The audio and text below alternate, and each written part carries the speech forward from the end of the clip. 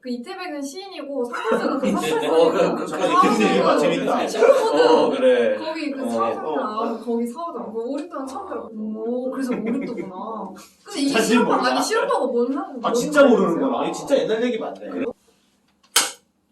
대단히 감사합니다. 9년생 게스트와 9학번 PD가 만드는 방송 이프코리아 약관동이 무려 9번째 시간입니다. 다음 주면 10회네요. 아, 밥솥 먼 길 왔어. 이번 방송이 9수야. 잘 넘겨야 돼. 잘 넘겨야 돼. 다음 주면 10회면은 편집자님 모시고 10회 특집을 한번 해야 될 것 같은데 시간이 될까 모르겠어요. 코로나 문제도 있고. 게스트 지난주 편은 반응이 어떻던가요? 내용은 애들이 얘기를 안 하는데 반응이 있었어? 반응이 이런 반응이야. 내용 얘기 안 하고 그냥 한 주가 다르게 얼굴이 부어간다. 조명빨이 너무 하얗게 나오는 거 아니야? 그런 얘기도 있었어요. 아, 그치. 네. 좀 과하게 하얗게 나오긴 하지. 누군가 네. 욕심으로. 역시 정치에는 관심이 없고 메모지상주의. 얼굴 나오니까 메모지상주의. 얼굴 얘기밖에 없었어요. 지난주에는 김봉희 씨는 휴가라고 일찍 촬영을 했죠. 네. 남해 쪽 투어를 하셨다던데 김봉희 씨는 여행기를 잠깐 들어보겠습니다. 짧게 하세요. 일단 그 남해 독일 마을이라고 있어. 네. 그래서 독일 마을 가서 그래도 독일 소세지를 먹어볼까.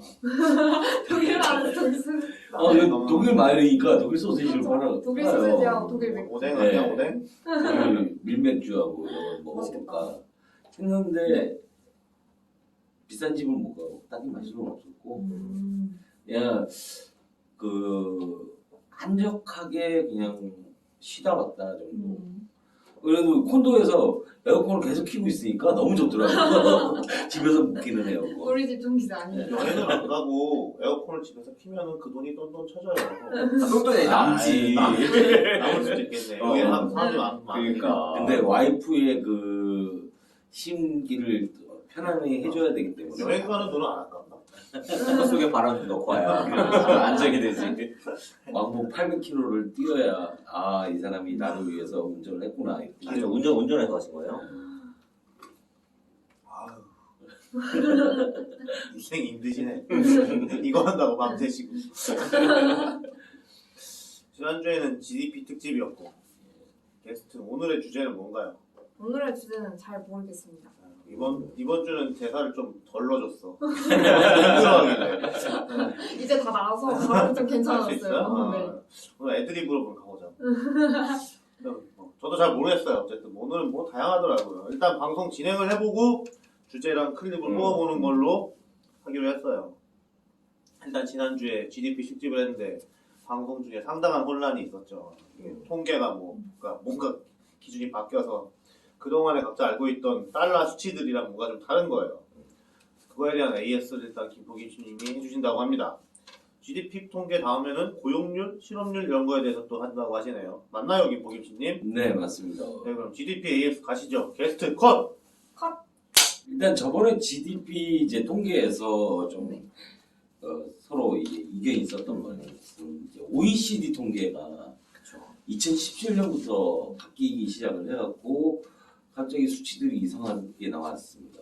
그래서 IMF에 가서도 또 사이트 가서도 확인해봤더니 거기도 또 거의 또 이상하게 나와 있고 그래서 우리 또 이상하다는 게 알고 있던 거랑 다르다는 얘기죠? 일반적으로 그래서 또 우리 길마다님께서 월드뱅크를 알려주셨고 또 월드뱅크가 가서 옛날 방식이라는 게 맞는 건가요? 기존의 기존 방식이죠.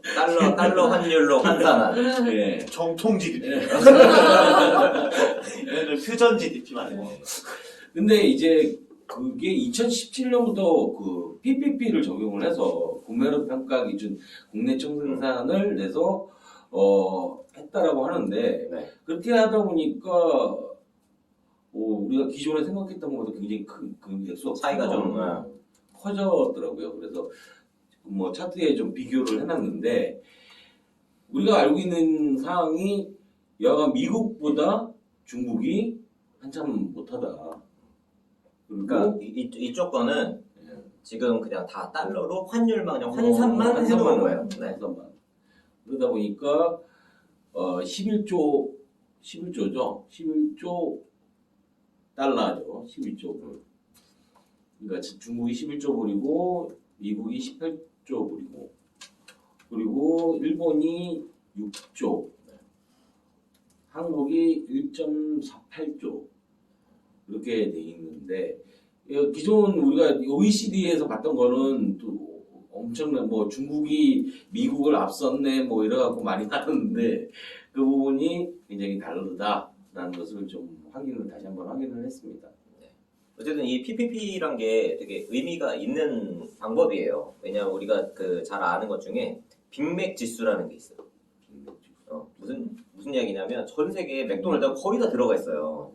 그러면 그 나라의 물가를 보려면 이 빅맥이 얼마인지 오, 진짜 그 보면, 분위기구나. 그러면 스타벅스 지수도 나왔잖아. 그렇지 그런 식으로 아, 똑같은 브랜드의 똑같은 상품이 나라별로 가격이 다 달라요. 네. 그러면 이 상품의 가격 비율을 서로 비교를 해보면 상대적 가치를 비교를 해보면 그 나라의 물가 수준이나 이런 거를 비교해 볼 수 있다 해서 나온 거거든요. 스타벅스 지수는 일본보다 우리나라가 스타벅스가 비싸니까 우리나라가 높은 거예요. 근데 사실 그 일본 여행 좋아하시는 분들은 네. 일본 물가가 더 싸다고 얘기를 해요. 네, 실질적으로 일본 물가가 더 싸다. 가서 특히 뭐 좋아하는 뭐 회나 우동 이런 것들 굉장히 유명한 집 가서 먹어도 한국보다 이제 양도 많고 맛도 좋고 여러 가지 뭐 비행기 값을 쳐도 뭐 그 정도는 아닌데 네. 제가 이제 네. 그 2010년 전에 세지 말고.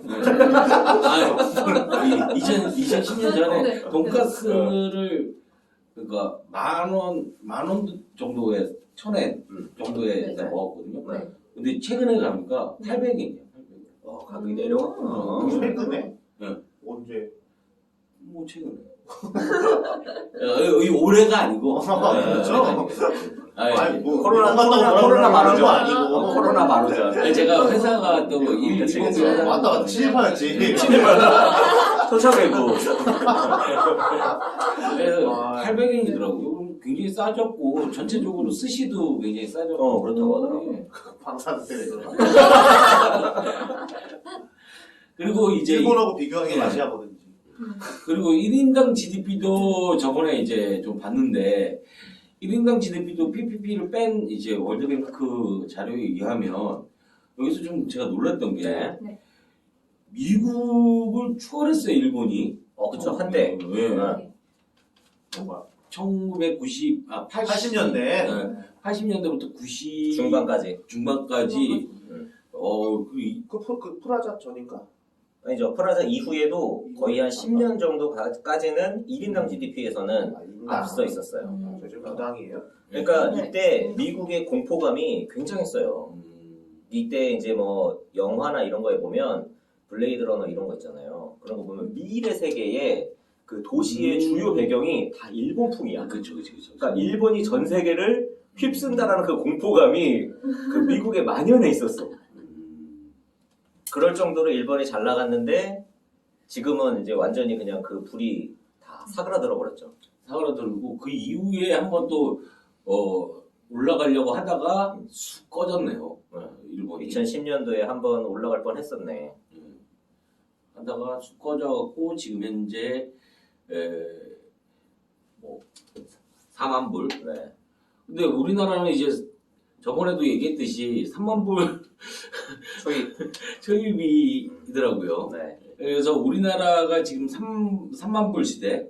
근데 이제 4만 불 시대로 가게 되면 좀 더 이제 레저 문화라든가 이런 어떤 그런 즐기는 문화가 바뀐다라는 얘기를 하고 있기 때문에 저도 이걸 4만 불이 되는 것을 굉장히 기다리고 있었는데 갑자기 저번에 OECD에다가 4만 불을 봐서 다시 정정하겠습니다. 3만 불 쪽으로 보고 있습니다. 이렇게 해서 좀 저번에 이야기됐던 그 OECD의 GDP에 대해서는 AS 몇 가지 하고요. 다음으로 넘어가겠습니다. GDP가 골 때리네요. 결국에 앞으로는 다 저렇게 바뀐다는 거예요. 아마 지금 IMF도 그렇고 OECD도 그렇고 PPP를 적용해서 하고 있으니까 그럼 이유가 뭐야 괜히? 갑자기? 그러니까 이게 왜 그러냐면 이제 GDP 달러 패권이 적어져서 그런가? GDP라는 것 자체에 대한 좀 근본적인 회의감. 뭔가 이제 바꿔야 된다. 그래서 이렇게 뭉뚱그려서 총액을 하는 게 예전에 의미가 있었는데 이걸 이제 뭐 1인당으로 바꿔야 된다라는 이야기도 한편에서 있고 요거 같은 경우에는 이제 보통 똑같은 상품이면 똑같은 가격을 가져야 되는 전 세계로 가격이 다 다르니까 이거를 뭔가 통일할 수 있는 방법이 이 구매력 평가 지수라는 거라고 생각을 하는 거예요. 무슨 이야기냐면 그냥 환율하고 달러의 비율로 바꾸는 게 아니라 각 통화가 가지고 있는 구매력이 차이가 있으니까 이거를 가중해야 된다는 거야. 환율을 바꾸고 또 각 통화가 가지고 있는 구매력, 이 통화를 가지고 살 수 있는 물건의 개수가 다르니까 이거를 또 적용을 시켜줘야 된다. 그 나라에서 그러니까 갑자기 왜 2017년에 그러니까 GDP가 예전만큼 이제 위력적이지 않다라는 어떤 반증이라고 볼 수 있을 것 같아요. 한불과 장한불의 차이를 설명을 하려면은 방금 말한 식으로 설명을 하면은 이 사람이 정통 GDP로는 3만 불이야. 그치. 네? 그럼 이거는 명목상으로. 그거는 그러니까 현찰 3만 달러 어치가 있다는 거 아니에요? 내가 번 돈을 미국에 가져가서 세보면은. 그치. 그죠? 근데 이걸 미국에 안 가지고 가고 한국에서 그걸 갖다가 물건을 사. 어? 그만큼으로 내가 1년 동안 그치, 번 돈을 돈으로 바꾸면은 미화 3만 불인데 이걸 물건으로 바꿔서 가치로 떼면 미화 4만 불이 올라간다. 그치. 이렇게 생각하면 되는 거지. 그치. 오케이. 오케이. 진짜. 이렇게. GDP 골 때리네요. 진짜 그랬어. 그 달러면 다 좋은 거지. 씨. 머리 아파. 달러면 다 좋은 거고. 자, 네. 일단 GDP는 전체적으로 보는 거라서 이제 그 안에서 실제적으로 국민들의 생활 수준이나 소득 격차 이런 걸 보는 거는 안 되기 때문에 다른 지표들이 필요할 거예요. 그 중에 특히 사람들 먹고 사는 거랑 가장 근접한 게 이제 일자리고 이순신 프로젝트에서도 가장 중요하게 생각하는 게 일자리. 그 중에서도 양질의 일자리. 그거랑 가장 관련이 있는 지표들이 고용률, 실업률 이런 거겠죠. 게스트는 실업이라는 말을 들으면 무슨 생각이 들어요? 실업 너무 슬프고 아프고 그런 거 아닐까요? 일자리를 잃는다는 그런 뜻이잖아요. 실업 자체가. 그러니까 이게 옛날에 이태백, 38선, 네. 4호정, 569 이런 말 알아요? 이런 말 모르겠어요. 그 옛날에 이태백은 이건 그 이태백은 시인이고 38선은 그 38선이고 재밌다. 그래. 거기 그 사호정 거기 사호정 그 오륙도는 처음 들어. 오륙도는 569? 그거 도구 이름 돌아와요 아니야? 부산하네. 그거 몰라요. 오륙도 몰라? 그냥 진짜 그거 옛날로 섬 이름 얘기하고 아니에요? 부산에 있는 맞아. 네. 부산 앞에 있는 섬. 그게 왜 오륙도인지 알아?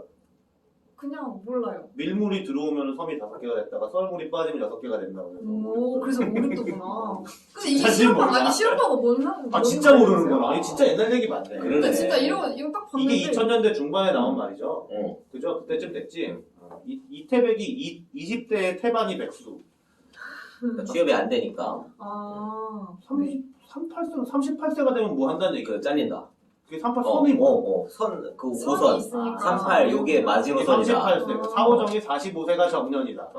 5, 5,6도가 56세까지 회사 다니면 도둑놈. 오. 이런 뜻인데 이게 이렇게 오래된 거야. 그러니까 이걸 아예 모를 줄 몰랐어. 진짜 아예 몰랐어요. 시인이라니. 시인인 거 맞아.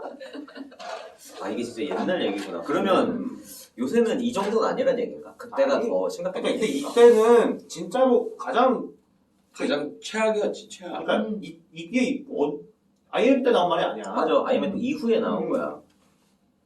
거의 금융위기 18년. 금융위기 그때 나온 말인데 내가 저번에도 얘기했듯이 두 번의 굴곡이 있었잖아요. 네. IMF하고 금융위기. IMF는 다들 뭐 그러니까 별로 그게 뭐 그런가 보다 했는데 금융위기인데 이제 회사들이 정리해고를 하니까 그때 당시에 나이로 막 정리해고를 해버리니까 사람들이 멘붕을. 그래서 이게 38선 이태백은 나중에 억지로 지은 말이고 4호정하고 5,6도가 진짜 그치. 그러니까 5,6도 4호정 이때가 그 중간 딱 거기서 돈 많이 벌 뭐라고 그래? 이제 피크로 네. 벌어야 되는데 임금 패크제 막 이런 거 얘기하면서 이때 이 돈 많이 하는데 이 사람들이 지금 베이비붐 세대지 그때로 치면 치킨집 많이 하고 계시지. 그러니까 그때 자영업 막 이거 막 맞아. 나가고 할 때 그때 이 말이 많았지. 근데 이때는 자발적 은퇴도 많았어요. 맞아. 이 사람들이 희망퇴직 희망퇴직 막 할 때니까 요즘 그만큼 안 줘. 그러니까 그때는 지금 차원이 다르지. 그때는. 요즘은 그러니까 그때 막 2, 3년치 연봉 막 주고 그랬었잖아. 그러니까 그게 금융위기 언저리에서 음. 금융위기 언저리에서 그러니까 4, 5.56도라는 말이 그때 나오기 시작한 거고 네. 그러면서 이제 불거진 게 청년 실업에 관한 얘기였지. 그래서 20대 태반이 백수라는 말이랑 38선은 그냥 38선이면 그냥 뭔지 모르겠어. 정확히 의미가 38세 되면은 잘린다. 찾아보면 되지. 38선 하면 옛날 노래방 1번 가거라 38선. 요즘도 가거라 38선인가? 그게 뭐예요? 아, 노래방이 옛날에 책이 있었어. 아 책까지는 저 알아요. 책까지는 알아요. 노래방 책에 딱 가면은 가장 먼저 있는 게 1번 가거라 38선. 아 기억나는데 그래. 38세 퇴직이래. 38선이. 좀 이상한 소리인데? 그러니까 38선 약간 억지야. 좀 약간 아. 끼워 맞춘 좀. 세대 2, 3, 4, 5로 2, 3, 4, 맞추려고 5. 우리 저번에 X, Y, Z 이런 거 끼워 맞추려고 한다고 하는 맞아요. 것처럼 음. 38선이 약간 그렇고 그래서 사오정이 제일 사오정 우르프도가 제일 그랬죠. 옛날에는 이제 실업자 그러면 뭐 이게 인생의 루저 뭐 어떻게 보면 사회적으로 약간 나쁜 놈 비슷한 이런 의미가 80년대 90년대에 있었어요. 왜냐면 그때 직장이 많고 네 그렇죠. 네가 일을 올라갔지. 하려고만 하면은 어디든지 일을 할 수 있게 일을 할 수가 있었거든. 이런 거지. 뭐 옛날에 연속극에서 보면 이렇게 막노동이라도 해라. 뭐 공장이라도 다녀라. 뭐 이런 거 있었거든. 뭐 젊으면은 뭐 젊어서 고생은 뭐 사서도 하는 게 많이 있었는데 지금 이제 그런 상황이 아니죠. 어쨌든 그 옛날에 뭔가 인생의 루저 이런 느낌이었는데 요즘에 이게 실업이라는 게 단순히 이제 개인의 문제가 아니라 사회 구조적인 문제로 봐야 되는 그런 상황이 온 거죠. 특히나 4차 산업혁명 시대로 가면서 이제 더 그런 얘기도 나오죠. 실업이라는 거에 대해서, 일자리 문제에 대해서. 근데 일단 경제에서 계산하는 그 실업의 정의나 이런 거가 있어요. 그런 거에 대해서 일단 길 교수님의 브리핑 있겠습니다. 네. 교육방송. 교육방송 짧게. 일단 뭐 실업률을 이야기하려면 실업이 뭔지서부터 이야기를 해야 되잖아요. 실업은 단순히 이렇게 직업이 없는 사람을 실업이라고 보는 게 아니에요. 루저라고 다 같은 루저가. 대칭이 있어. 대칭이 있어. 이게 무슨 이야기냐면 실업은 그러니까 이 경제학에서 이야기하는 실업은 일을 하고 싶은데 일을 못 하거나 안 하는 사람. 네. 일을 하고 싶은데 이게 중요해. 일을 하고 싶은데 해야 되는 데는 아니야. 일을 하고 싶은데 일자리가 없거나 혹은 일자리를 갖지 않는 사람. 이런 사람을 실업자라고 하는 거고 왜 같이 못하는 사람 아니에요? 같이 못하는 사람. 갖지 않는 사람도 있어. 아 그럼 자발적. 실업 왜냐 이거 좀 하고 싶은데? 하고 싶은데 마음에 드는 직장이 없어. 아. 나는 연봉을 1억을 받아야 되는데 나 정도면 아, 1억을 받아야 되는데 네. 뭐 8천, 7천짜리밖에 없어. 그러면 이제 1억 나올 때까지 기다리는 이런 거를 이제 자발적 실업자. 그래서 이렇게 해서 실업은 일단 일하고 싶은데 일을 할 수 없거나 하지 않는 사람을 실업자라고 하고 실업률은 경제 활동 인구 중에 일을 못 하고 있는 혹은 안 하고 있는 이런 사람들의 비중을 이야기하는 거예요. 그러면 이제 좀 이상한 단어들이 많이 나왔는데 뭐 경제 활동 인구도 있고 취업자, 실업자 뭐 단어가 여러 가지가 있어요. 보면 일단 취업자라는 정의는 수입을 목적으로 일주일에 1시간 이상 또 18시간 이상 일한 무급 가족 종사자 혹은 일시 휴직자도 취업자예요. 무급 가족 종사자라는 그 말이 곧 나는 돈을 못 받아도 가족 그치. 그 뭐냐 치킨집에서 일하고 맞아. 있으면 엄마 아빠 일하면 맛있겠어요. 그치 배달하고 그런 것도 취업자로 치고 있어. 너무 관대해. 근데 어쨌든 사실상 무급이어도 뭔가 이제 부가가치를 창출하고 있는 거니까 취업으로 친다라고 이야기하는 것 같은데 조금 여기서 일시 휴직자도 또 그러니까 회사를 그만둔 건 아닌데 회사에서 휴직하는 뭐 육아휴직이라든지 이런 식으로 휴직하고 있는 사람도 소득이 취업자. 있는 사람이지. 그치. 그건 어쨌든 취업자니까 여전히. 그리고 실업자의 기준도 또 이제 상세히 따져보면 일주일 동안 1시간도 일하지 않고 4주간 일자리를 적극적으로 찾았던 사람. 그러니까 일하고 싶다라는 거는 구직 활동, 그러니까 어디 뭐 원서도 내고 면접도 보고 이런 한 활동이 있어야지만 실업자로 들어갈 수 있어. 그것도 안 하면 실업자에도 못 껴. 노력이 있어요. 실업자가 되려면 내가 일을 하고 싶어 한다는 그거를 보여줘야 돼. 그래서 이렇게 취업자, 실업자를 합쳐서 경제활동 인구라고 하고 여기에 이제 끼지 못하는 사람들이 또 있는데 주부나 학생, 취업준비생, 뭐 나이가 많으신 분, 장애자 혹은 이제 취업을 아예 포기한 사람, 취포자 이런 사람들은 비경제활동 인구로 이제 바뀌어져요. 그리고 이렇게 경제활동 인구와 비경제활동 인구를 합치면 노동 가능 인구라고 해요. 보통은 이제 나이대로 치면 한 15살부터 64세 정도가 노동 가능 인구다라고 치는데 요 노동 15세 이상 인구 중에 또 노동 가능 인구에 안 들어가는 사람들이 있어. 이거는 뭐냐면 군인이나 저기 가 계신 분들 그쪽. 학교 계신 학교에 계신 분들 근데 그 학교 아니야. 어쨌든 거기 계신 분들이나 전투경찰 이런 사람들은 또 이 노동 가능 인구에 들어가지가 않고 요 또 15세 미만 인구는 아예 또 이제 미성년이니까 여기 경제활동 인구에 들어가지 않고 여기서 공무원은 노동 가능 인구에 들어가죠. 네. 궁금한 거 있어요. 네. 그러면은 취업 준비생이 취업을 하려고 노력은 했는데 네. 그러면 노력을 애매한 했는데 거야. 내 연봉이 내가 원하는 1억이 안 돼가지고 취업을 안 했어요. 그러면 그거 실업자예요. 세금된 게 있으면 짝짝이고. 원서 네. 내고 이렇게 하면 네. 그 사람은 일단 그 실업자 경제활동 인구에 들어가. 그 일단 원서를 내긴 했어요. 근데 여기 있는 주부 학생 이게 무지하게 애매한 거라. 그치. 애매하다 이게. 이 네. 취업 준비생은 원서는 안 내고 공부만 하고 있는 사람. 그러니까 만약에 원서를 알바를 하면은 이거 그러면 사실 취업자도 들어가는 그것도 취업자. 취업자에 들어가요. 1시간 이상 일했을 거 아니야, 수요 목적으로. 그러니까 이게 뭐 말로 하면 굉장히 어려운데 또 이 기준이란 게 명확히 싹 나누는 기준이라기보다는 이제 통계를 어떤 이제 맞추기 위해서 사람들을 이렇게 좀 편리를 위해서 구분을 해 놓은 거고 이런 정도의 개념이 있다라고 생각을 하면 이게 우리나라만 쓰는 우리나라만 쓰는 거예요. 나라마다 이 기준이 다 달라요. 학교 계신 분들은 어떻게 처리하느냐. 그래서 우리가 이제 생각을 해보면 이 실업률이나 고용률 통계라는 걸 어떻게 작성하지? 라는 모든 사람이 다 일일이 취업을 해 있는지 안 했는지 조사할 수는 없잖아요. 그래서 어떻게 하냐면 이 표본 집단을 찝어요. 그래서 뭐 몇천 명, 몇만 명 이렇게 찝어서 이 사람한테 설문을 돌려요. 15세 이상인가요? 군인 혹은 수감자인가요? 그래서 여기서 노동 가능 인구, 노동 인구 구분을 하고 여기서 또 15일 동안 일주간 수입을 목적으로 일한 적이 있나요? 이런 식으로 아까 우리가 구분하는 이 질문들이 있었잖아요. 그 질문들을 해서 취업자인지 실업자인지 뭐 경제활동 인구인지 비경제활동 인구인지 구분을 해서 이런 설문을 통해서 그 실업률, 취업률을 그 작성을 하는 거예요.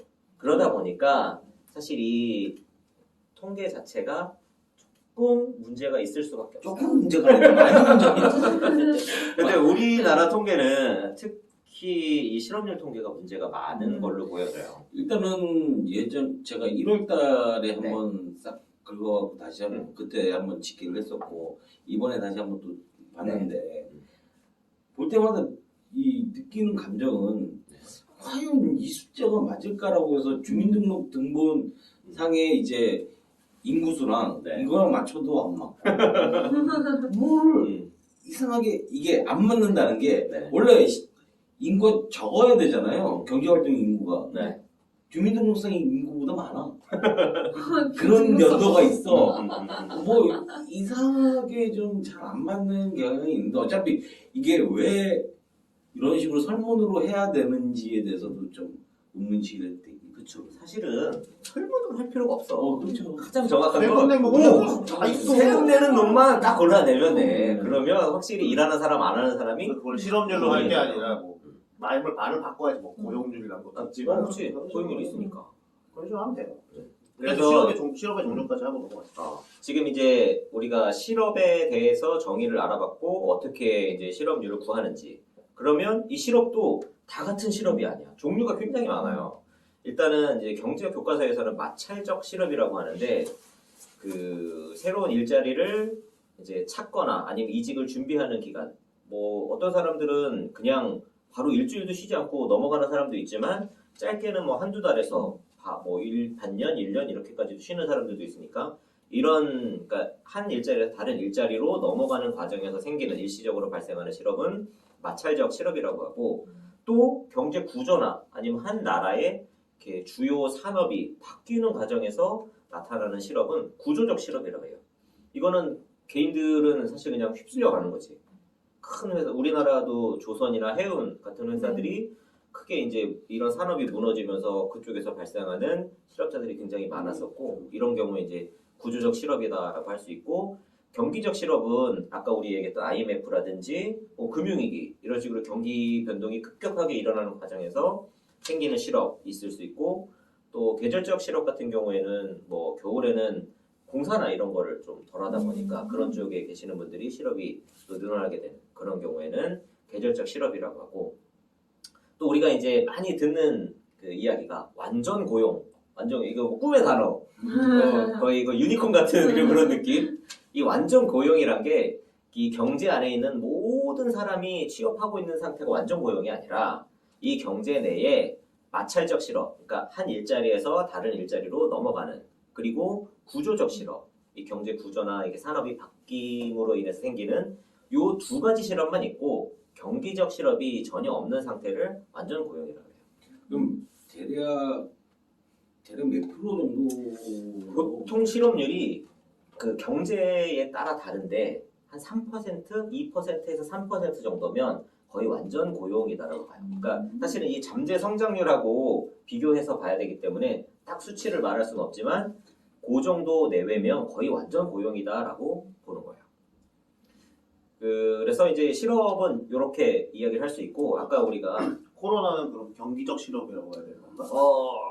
경기적 실업도 이게 만약 경기 변동이 아니거든. 이건 거의 코로나는 천재지변이지. 천재지변 실업. 무슨 실업이지? 계절도 아니고. 뭐야? 코로나로 인한 실업은 미국 같은 데서는 뭐라고 하죠? 이건 경기라고 말해. 결국에 어쩔 수 없이 경기지 뭐. 그러면은 우리나라 지금 경기적 실업이 없는 상 경기적 실업이 없어야 완전 고용. 그치. 경기적 실업이 그럼 없어야. 코로나는 경기적 실업이라고 봐야겠네. 그치. 거기에 굳이 하나 넣자면. 그다음에 우리가 이제 그 실업률 통계의 정확성 문제를 잠깐 이야기를 했었는데 이게 조금 이제 오래된 통계 수치이긴 하지만 비교하는 거에는 큰 무리가 없을 것 같아서 가지고 왔는데 이게 2013년에 만들어 놓은 이제 비교표예요. 이게 뭐냐 하면 미국하고 일본하고 한국의 이 실업률 통계가 얼마나 현실하고 맞아떨어지는가. 우리가 이 실업률 통계 왜 굳이 설문으로 하냐. 세금 내는 사람 조사해보면 딱 나오는데 그거예요. 취업자 수하고 소득 신고한 사람 숫자를 비교를 해놓은 거야. 그래서 제일 위에 미국을 보면 소득 신고자 수가 지금 만 10만, 100만, 1000만 원, 1억 4천만 명 정도가 돼요. 근데 이 그 정부 기관에서 취업자 수 조사를 한 게 1억 4천만 명이야. 오히려 적어. 소득 신고한 사람보다 이 실업률 통계에서 잡는 취업자 수가 원천하고 신고는 왜 비어 있어요? 원천 신고를 따로 안 하나 봐. 그러니까 얘네는 그냥 다 신고니까. 그러니까 개로 해서 잡혀 있는 거야. 그러니까 오히려 이 정부 기관에서 뻥튀기를 안 해. 오히려 적어.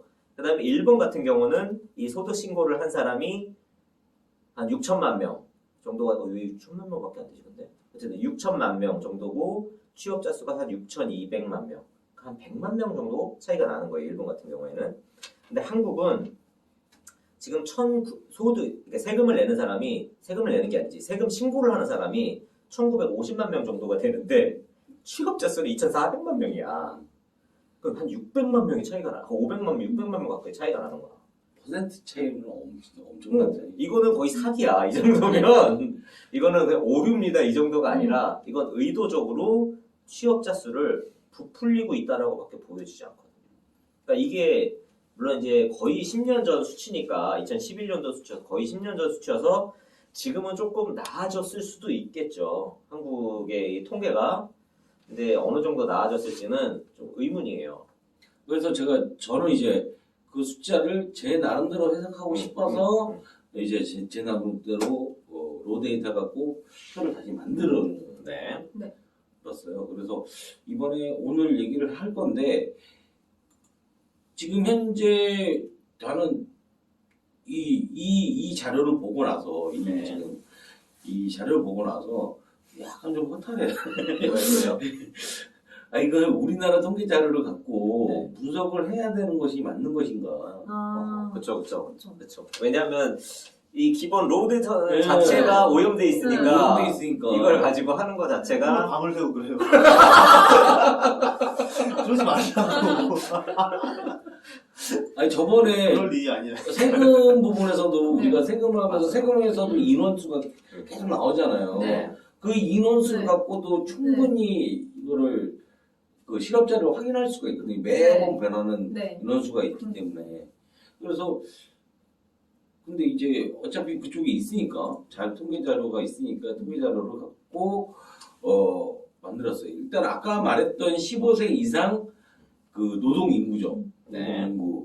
노동 인구가 지금 보면 그 15세에서 64세 인구 중 아까 말했던 군인, 전투경찰, 공익근무 요원, 형이 확정된 교수, 교도소, 너무 줄이는 거 좋아하시는 거 아니에요? 교도소가 야, 그 학교에서 높은 사람을 교수라고 하는 거야. 학교에서 높은 검찰들. 근데 여기서 이제 그 총계를 15세에서 24세를 뺐어요 제가. 15세 김봉식 쪽 넘어가신 거예요? 예. 15세에서 24세를 0 밑으로 버리고 얘네들은 어차피 취업을 그쵸, 거의 거의 안 안 되니까 거의 알바한다고 생각합니다. 뭐 15세에서 24세 학교 다니기 바쁜데 맞아요. 그래서 25세부터 65세 이상 이렇게 해서 총 인구를 봤을 때 총 인구는 계속적으로 늘어나고 있어요. 뭐 거의 1.3% 수준 증가를 하고 있는데 여기서 보면 지금 45세에서 54세, 35세에서 44세, 25세에서 34세 이쪽이 줄어드는 것이 네. 느껴지는 거예요. 이 35, 44가 많이 주네요. 그래서 35, 44도 많이 줄고 25, 34도 줄고 근데 25, 34가 주는데 앞으로도 더 줄 수밖에 없는 게 15에서 24가 줄기 때문에 그렇죠. 앞으로도 계속적으로 이쪽은 줄어든다라고 보고 가장 많이 늘어나는 게 54에서 55에서 64세 이쪽이 굉장히 많이 늘어나고 있어요. 그러면 이쪽도 좀 있으면 위로 넘어가겠죠. 65세 그쵸. 이상으로. 그래서 65세 이상도 굉장히 늘어나고 있기 때문에 앞으로 이제 일자리 구조 자체가 고령자 위주의 일자리들을 많이 양산해내지 않으면 굉장히 힘들어지는 상황이다라고 보여지고 이거 정말 본 그래프 같은데? 이거 전에 뭐 할 때 이런 거 했었죠? 소득할 때 했었나? 혹시 그 소득할 때도 아, 비슷한 거 네. 있어요? 비슷해요. 근데 이제 그쪽의 그 인구 동향하고 이쪽의 인구 동향은 조금 다르죠. 왜 달라요? 그러니까 소득 쪽에는 소득 그때 네, 금액을 얘기했으니까 네, 인구수가 아니라. 네. 근데 지금은 인구수를 갖고 네. 얘기를 하는 거니까 좀 다른데 지금 보면 55세 이상, 65세 이상이 매년 45만 명이 줄어들어요. 증가해요. 45만 명이 증가하고 25세 이상에서 44세 이하는 매년 12만 명이 감소해요.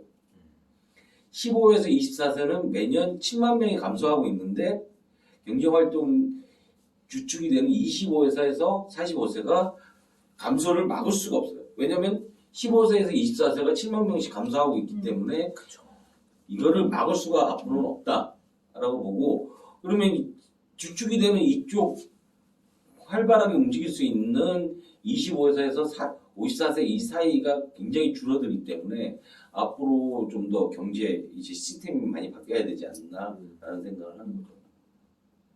경제 활동 가능 인구를 75세까지로 늘리고 통계로. 이게 통계의 힘이죠. 지금 여기에서 65세 이상이라고 돼 있는데 75세로 바꾸면 된다고 할까? 65세 이상이 어디까지인지 몰라요. 그러니까 65를 끝을 알수 75로 없어. 가면 미드 버리고 75로 끊으면은 딱 돼. 경제활동 이거 안 줄어들거든. 그럼.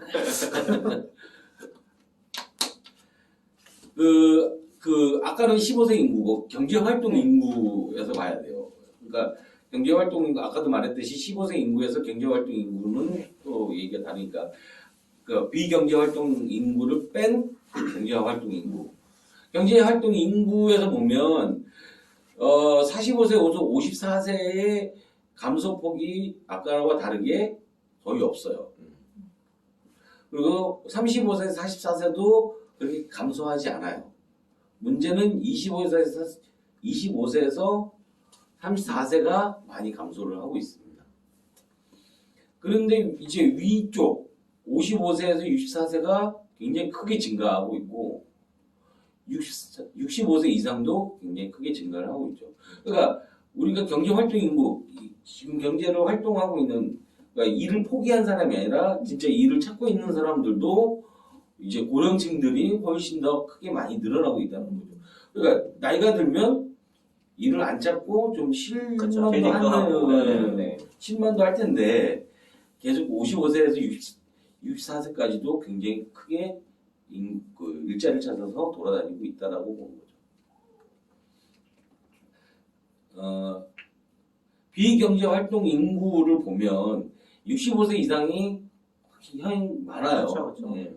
그건 어쩔 수 없는 상황인 것 같고 문제는 비경제활동 인구에서 증가 아까 55세, 64세가 증가를 하고 있어요. 그러니까 경제활동 인구도 증가를 하고 있지만 경제활동 이게 비경제활동 인구라는 것이 그러니까 이제 그 사회에서 약간 뒤로 물러나서 놀고 먹고 편하게 생각하면 좋은데 이게 일자리를 포기자가 많아지는 게 아니냐라는 생각도 해요. 그러니까 젊었을 때는 그래도 뭐라도 해보겠다라는 어떤 그런 투지를 갖고 있지만 이 정도 나이가 되면 투지를 갖기에는 좀 약간 어렵지 않을까라는 생각이 들고 이제 문제는 25세, 34세에 문제는 45세에서 54세 이쪽도 그렇게 좀 많이 늘어나는 추세로 보이고 있어요. 플러스 2만 명씩 늘어나고 있죠. 그래서 비경제활동 인구가 65세 이상의 비경제활동 인구가 늘어나는 것은 뭐 그렇다 치는데 이 45세에서 64세까지도 조금씩 늘어나고 있다. 여기에서 포기자가 많이 생기지 않느냐라는 생각도 드는 겁니다. 그럴 수도 있겠네요. 자, 취업자를 보면 취업자에서 35세, 44세 이게 굉장히 막강하게 꾸준히 그게 크게 변동 없이 유지하고 있고 25세에서 34세는 아까 인구도 줄기 때문에 취업자도 어느 정도 준다고 보여지는데 아까도 말했듯이 경제활동 인구에서도 보시다시피 55세, 64세가 굉장히 늘어나고 있습니다. 열심히 일하셔. 열심히 일해요. 그러니까 이게 65세 이상도 계속 늘어나고 있습니다. 그래서 이 55세에서 55세 이상 분들도 취업해서 열심히 일을 하고 계시고 문제는 이제 우리 25세에서 34세나 35세, 44세들도 어느 정도 이제 열심히 많이 취업을 했으면 좋겠는데 이 부분도 굉장히 안타까운 부분이 많죠. 감소하고 있네. 내년. 이 인구 감소 부분이 좀 어느 정도 있다라고 인구가 주니까 취업자도 주는. 네, 그러니까 베이비붐 세대가 나이를 먹기 때문이 아니라 전부 다 통계 자체가 베이비붐 세대가 먼저 저쪽을 가는 거지. 근데 실업자를 보면 이게 좀 들쑥날쑥한데 이 25에서 34세가 실업 비중이 가장 높으며 2016년 이전에 비해서 5만 명씩 증가하고 있어요. 그래서 25세, 34세면 결혼도 해야 되고 여러 가지 이제 준비를 해야 되는데 그쪽 부분이 굉장히 좀 문제가 되지 않나 라고 이게 이태백인 거야. 태반은 아니네. 태반은 아니에요. 그게 학력이 올라가서 대학원 이런 거 다니는 그치, 거. 그런 것도 애들 의미가 때문에 있지. 취업 연령이 늦어져서 그런 게 일단 제일 크고 그게 맞아. 비경제활동 인구로 취업 아니, 실업자에 들어가면 아, 실업자에는 안 들어가지. 음. 학교 다니는 거는. 아 근데 설문은 그런데 누가 나 실업자요라고 있잖아. 그러니까 설문은 근데 실제적으로는 늦어져서 카운트 때려보면은 늦게 하지. 거의 남자는 거의 30살 전후로 맞아, 취업하고 맞아. 군대 갔다 누가 오고. 지금 만 25세에 취업하는 남자가 거의 없어. 없지. 군대까지 안 남자는 가는 가서 거 없는 물리적으로 불가능해 거의. 학교 졸업도 안 돼. 그러니까 이건 되게 옛날 통계야. 음. 그러니까 이 기준 자체가 옛날 거. 대학 진학률이 되게 낮을 때. 근데 이거 전체적으로 외국도 나이를 이렇게 잘라요? 15세부터 이렇게 잘라요. 아이에론가 그런 데서 하는 건 이렇게 하는 거 맞죠? 그리고 외국 같은 경우에는 사실 일찍 취업을 하고 그러니까 그렇지. 대학을 안 가고 아, 취업하는 경우도 그러니까 많기 미성년 때문에 16세인가 15세부터 해가지고 65세로 끝나? 다 대부분? 보통 그렇게 끊어. 근데 우리나라랑 안 맞는 거지. 그치? 사실 많은 나라들은 일찍 취업을 하고 그렇게 오히려 더 장려를 하고. 근데 뭐 어차피 군대를 갔다 와야 되니까 남자 같은 경우에는 군대도 군대고 학교도 그러니까 고등학교 졸업하고 군대 갔다 오고 하면 23살 돼버리는 거니까. 그래서 나는 이제 그 전체 토탈에서는 24세 이하는 그냥 아예 빼버리고. 이렇게 계산하는 거죠. 근데 그게 사실 좀 손해야. GDP나 국가 경제 입장에서는 그렇죠. 좀 국회군이 쳐들어올 줄 모르는데 어렸을 때서부터 사실 일을 하는 게 여러 가지로 좋지. 그리고 대학 퇴직은 그거 하고 대학을 안 가면 빠릿빠릿할 때 대학 사실 퇴직은 일을 해야지. 일을 해보고 얼마나 세상 무서운지 알고 그러고 대학을 가란 말이야. 너 안 갈 거야. 그 말씀하신 대로 어렸을 때 좀 이렇게 배우려고 노력을 하고 그리고 결혼하기 전에 좀 약간 좀 하드하게 일하는 필요도 있어요. 그렇죠, 맞아요. 결혼하고 나면 하드하게 일하다가 와이프한테 많이 혼나거든요. 중동으로 보내? 그래서 좀 결혼하기 전에 하드하게 일해서 어느 정도 경력을 쌓고 대리라든가 과장 정도 돼서 결혼을 하는 것이 가장 무난하지 않을까. 군대보다 대학이 더 손해야. 군대는 그치. 돈을 쓰진 않잖아. 대학은 돈을 쓰거든. ROI가 안 맞는 거야. 취업을 해도 맞아. 이거 언제 다 반가에 하냐고. 내가 번 다음에 내가 가는 거면 내가 투자할 가치가 있다고 생각하고 이거 투자도 뭐 거의 아휴 또 대학 폐지원 얘기하려고 하는데 자, 이 표에서 경제활동 참가율인데요. 이게 이 표에서 보면 25세 이상을 평균이라고 봐야 돼요. 평균이라고 봐야 되는데 경제활동 참가율은 평균 68%를 유지하고 있어요. 쭉 이 68%를 유지하고 있다라고 표시가 나오고 이제 눈여겨봐야 되는 게 35세에서 40세는 평균 78.3%를 유지하고 있으나 55세, 64세 쭉 증가하고 있죠. 2001년도 56%에서 2019년도 69%까지 13% 상승했어요. 그러니까 경제활동 참가율이 증가를 한다는 것은 그만큼 이제 자기가 이제 난 일 안 해도 되겠다라고 이제 비활동 인구에서 경제활동 인구로 들어오는 거죠. 들어오는 사람들이 증가를 하고 있다라고 봐야 돼요. 아 그것도 있고 45세 54세 이렇게 넘어오는 거지. 그러니까 뭐, 지금 45세 근데 옛날에는 그렇게 넘어와도 이 사람들이 이 나이대에 오면 일을 안 했는데 일을 안 했죠. 최근에 넘어오는 사람들은 이제 일을 해야 된다는 거니까 거지. 간두지 않는 거지. 그치. 계속 한다는 거지. 그리고 대체적으로 보면 조금씩 증가를 하고 있는데 15세에서 24세는 거의 볼 필요 없고요.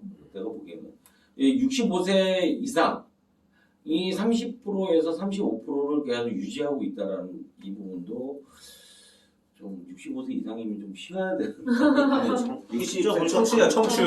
이제는 60부터. 금융위기 이후로 진짜 쭉 이렇게 예. 변화가 있네. 2008년 9년 이후. 65. 자, 실업률입니다. 실업률인데 이거는 우리나라 통계에 있는 실업률이에요. 아주 아름다운 아까도 완전 고용. 완전 고용 그렇지. 자 15에서 24세만 완전 고용이 아니지. 그냥 지금 완전 고용. 완전 고용 상황이에요. 그러니까 주축들은 다. 그래서 이게 문제가 있는 건가? 맞는 거죠.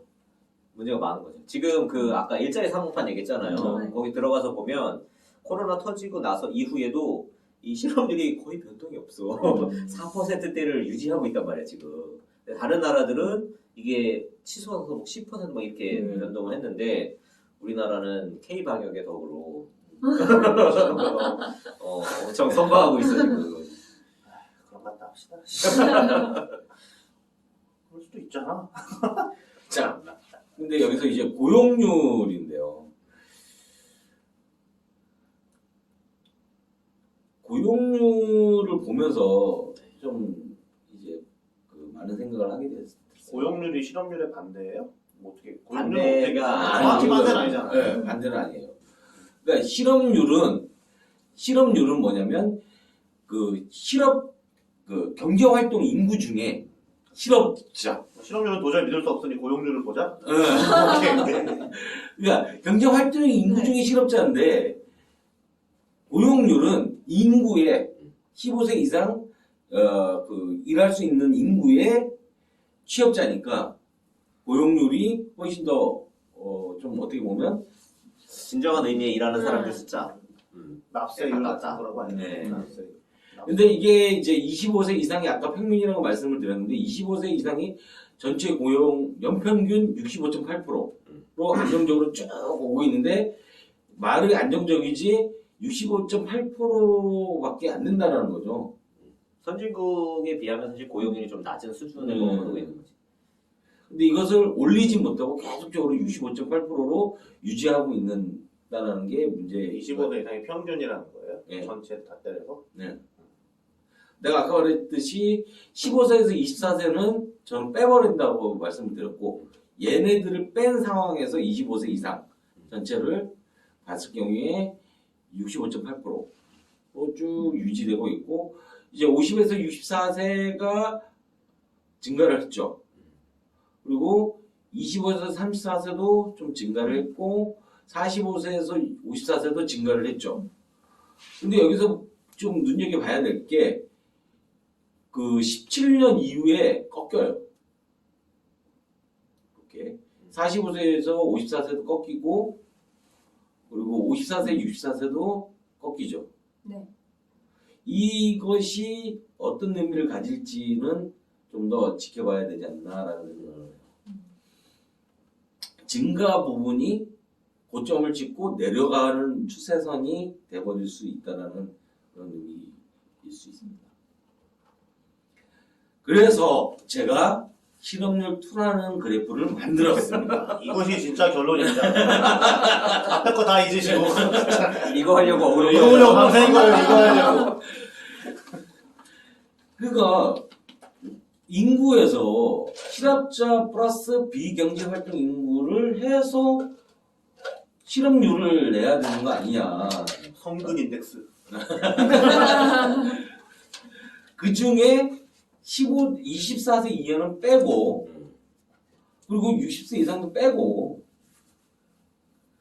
그렇게 해서 진짜 활발하게 일하고 싶은 사람들의 실업률을 가야 되는 거 아니냐라고 해서 그래프를 만들었습니다.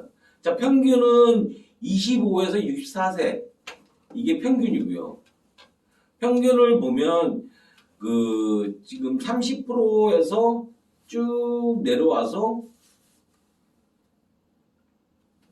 25% 수준까지 23%, 24%까지 쭉 내려가고 있죠. 실업률이. 26% 되겠네요. 밑에 선이 25니까 25에서 64잖아요. 26일 없었네. 26. 이렇게 해서 쭉 내려가고 있잖아요. 네. 한편 좀 키우세요. 눈 아프시겠어요, 이거 멀리서.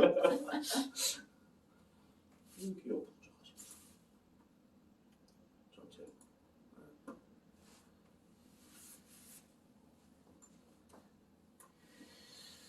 다시 평균 아까 25, 64, 네. 26도 다시.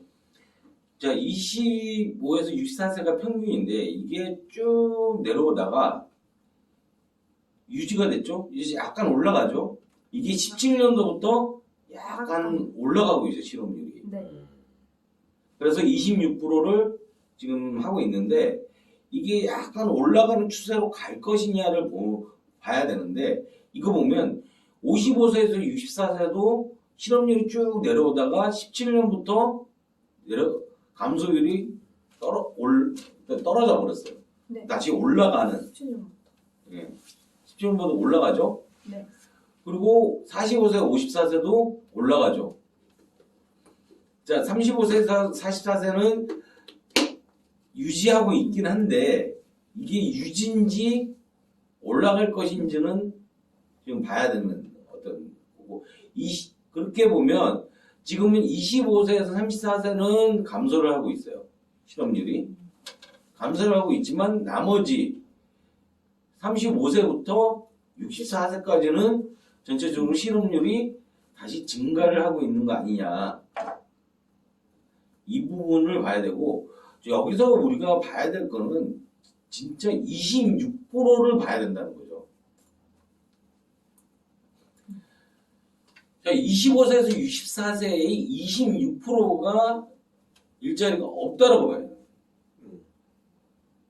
전체 인구 중에. 그러니까 25세에서 64세 중에 전체 인구 중에 26%가 일자리가 없다라는 거예요. 아니 근데 이게 보면 고용률은 65%밖에 안 되는데 그러면 사실 원래 35% 정도가 실업률이 네. 나와야 되는데 고용률.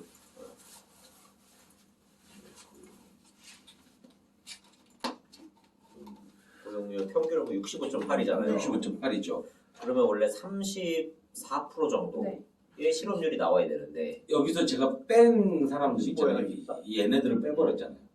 그러니까 여기도 25세 이상이고 아, 여기는 네. 25세 이상인데 65세 이상이 포함이 돼 있어요. 아. 그래서 그렇구나. 네. 65세 이상이 포함이 돼 있죠. 64세까지만 끄는 거고. 예, 아까 제가 실업 2는 저는 64세를 끊어버렸어요. 64세 이상, 65세 이상은 좀 쉬어라. 쉬어야지. 연금 받고 쉬어야지. 그 사람들까지 일 시키는 건 좀 그렇고. 여간 이 26% 이 사람들을 어떻게 보면 취업을 구하다 보다가 일자리를 구하다가 못 구한 포기자도 있을 거고. 근데 사실 이 비경제활동 인구 고용률이 다 포함된 거니까 이게 뭐 74%라고 하면 굉장한 수치예요. 왜냐하면 기억하시는지 모르겠는데 박근혜 정부 때 목표가 7070인가 뭐 해가지고 고용률 70%, 중산층 70% 이게 목표였어. 근데 그러니까 고용률을 네. 70%까지 끌어올리자 이게 목표였단 말이야. 근데 만약에 요 수치가 정말 고용률의 반대 수치여서 반대 수치죠. 그러면 74% 정도 지금 고용률을 달성하고 있는 거다라고 하면 굉장히 양호한 거거든요. 그리고 이미 이전에도 70% 이상을 달성하고 있었던 거네. 박근혜 정부 때에도 자기네들 모르고 있었던 거네. 아니, 달성하고 있었는데. 그러니까 아까 말했듯이 15세에서 24세를 성근 인덱스라고 성근 인덱스. 15에서 24세 끼고 65세 이상을 끼면 또 수치가 달라지니까. 내려가니까. 그러니까 아까 말했듯이 30몇 프로가 되는 거잖아요. 성근 인덱스 상으로는. 그러니까 저는 이 26%를 제가 쳐다보고 그러니까 실업률 우리가 얘기하는 3% 4% 얘네들은 아까는 말했듯이 완전 고용이잖아요. 그쵸. 그러니까 이 정도도 거의 완전 고용에 가깝다는 거지 지금 제 말. 이것도 이게 26% 정도가 일을 안 하고 70% 정도가 만약에 일을 한다라고 하면 이것도 거의 완전 고용에 가까운 거야. 그러니까 4인 가족 기준으로 해서 엄마만 집에 있고 아들 둘 일하면은 75잖아. 그러니까 사실 이 정도를 달성하려면 거의 다 맞벌이 일단. 요 나이대에 들어간 사람들은 거의 맞벌이. 그 다음에 그 3인 가족으로 하면은 어떤 집은 아들이 일하고 있고 어떤 집은 아들이 아직 일 못하고 있고 이 정도 수준인 거예요. 그러니까 거의 완전 고용이지. 이게 만약에 진짜 뭐 10%까지 내려간다? 그러면 그건 거의 강제 거의 강제노동. 공산주의에서 강제로 노동시키는 이게 거지. 아마 우리나라 노동 그 실업자 취업자 통계가 잘못됐기 때문에 지금 이 수치가 잡히는 걸 거예요. 원래 이거보다 훨씬 떨어질 거야 실제적으로는. 그래서 우리나라 지금 사람들이 체감하고 있는 거랑 이 수치랑 안 맞기 때문에 지금 이 수치에도 불구하고 뭔가 일자리가 부족한 것 같은데라는 느낌이 드는 게 수치상으로는 이미 완전 고용인데 실제하고 이게 괴리가 크니까 지금 좀 그 문제가 있는 사실 거죠. 그러니까 취업률이 낮더라도 그걸로 잘 먹고 잘 살면 되는 거거든. 맞아. 암만 이래도 돼. 그 4차 산업혁명 시대에 그래야 되거든. 그러니까 여기서 다시 정권으로 다시 갔다 오면 네.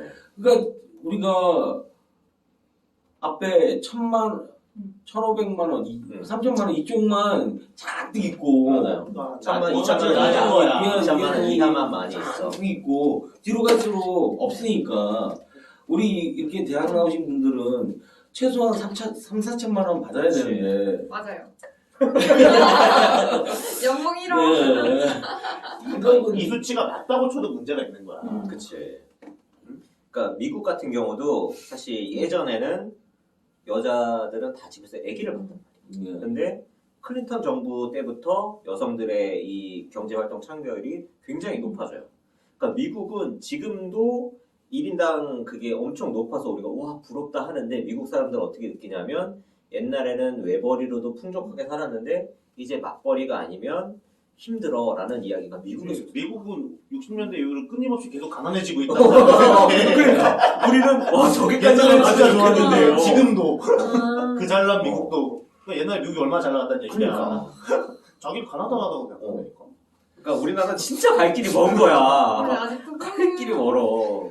갈 길이 멀은데 한 번이라도 잘 나가보고 이러면 내가 그러니까 지금 앞으로도 엄청 한참 전속력으로 뛰어야 되는데 지금 벌써 사람들은 야, 이 정도면 우리 충분히 온 것 같은데 라는 생각을 하고 있는 것 같고 뛰어봐야 소용없다는 어, 거. 그러니까. 서로 포기하면 괜찮거든. 너도 안 뛰면 돼. 우리 같이 안 뛰면 돼. 근데 우리는 이미 국내적으로 생각할 게 아니라 중국이나 일본이나 미국이나 유럽 나라들이 정말 다 같이 안 뛴다고 하면 그것도 물론 문제긴 하지만 이제 국내적으로 생각할 게 아니라 글로벌 경쟁을 생각해야 되기 때문에 진짜 심각한 문제에 맞닥뜨릴 수 있어요. 어쨌든 실업률 통계가 문제가 많네요. 문제가 많아요. 자, 게스트 그럼 이런 상황을 해결하고 양질의 일자리를 많이 만들어서 국민들이 행복하게 살려면 어떻게 되죠? 네, 시민주도 정치 물갈이 이순신 프로젝트가 성공해야 합니다. 그러려면 어떻게 해야 될까요? 이프코리아를 열심히 장사해야 됩니다. 네, 좋은 결론이었습니다. 대단히 감사합니다.